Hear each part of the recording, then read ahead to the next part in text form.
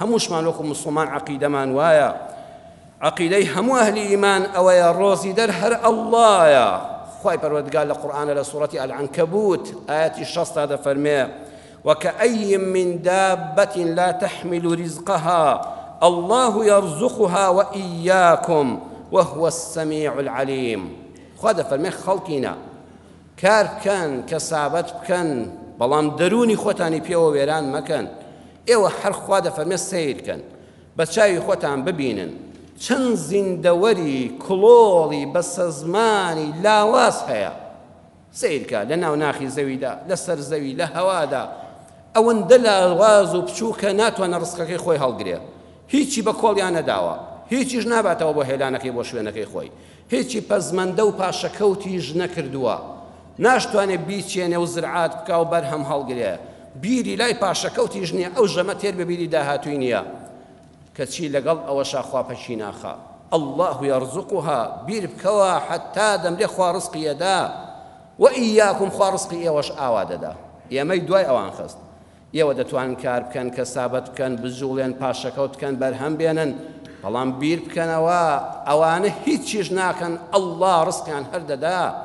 بۆیە کار بکە کەسابەت بکە خوا بیسەری قسەکانتانە زانایە بەوەی کەوا لە ناو دڵتاندایە. ابن كثير رحمة خوالي بلا تفسير بنا وبانغكي خويدا تفسير ابن كثير لتفسير أم آياتي سورة العنكبوت آياتي الشسطة باسك من بودك هذا فرمي زانان وتويانا كدي قتيان دا ودبونوا باڵندەیەکێ پێڵەن غوڕاب قەلە ڕەشە هەمومان بینیمانەوە قەلە ڕەشەیە.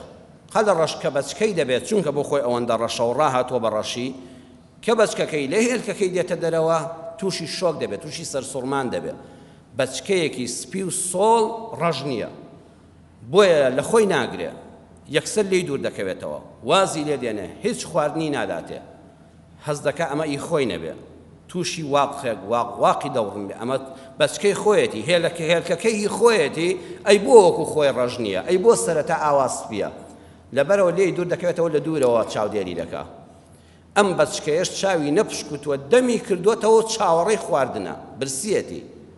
خوای پەروەردگاری ڕۆزیدەری هەمووان دەفەرمە سەیری ئەو نمونەیەکەن، چۆلەکەیەک کوڵاو کوڕەیەک باڵندەیەکی ئاوا بچکۆلە دێ خواردنەکە بۆ خۆی ناخوا لە شوێنان دەیهێنێ و بەدەبی ئەو بەچکە قەلە ڕەشەوەی دەکا حتا تێری دەکا، کرمەکە دەخاتە دەمێەوە حتا تێری دەکا، دایکە و باوکەوە لە دوورەوە چاودێری دەکەن. خوای گەورە واشی لێ نەکردوون بەجێیان بێڵێ، بەجێیان بێڵە و بڕۆن. دواتر ئەم قەلە ڕەشە لە شێوە فێری دابوو دەستوری قەلە ڕەشی بێ و لە شێوە سروشتی ژیان وەرگرێ، حتا پەڕەکانی ڕەش دەبن و پەڕی دێ ئەو باڵندەی تر کە نە دایکەیەتی نە باوکەیەتی نە هێلکەی ئەوە نە جەرگی ئەوە نە ناسیاوی ئەوە نە پەیوەندی بەوەوە هەیە، لە دەمی خۆی دەیگرێتەوە دەیکاتە دەمی ئەو بەچکە قەلە ڕەشەوە.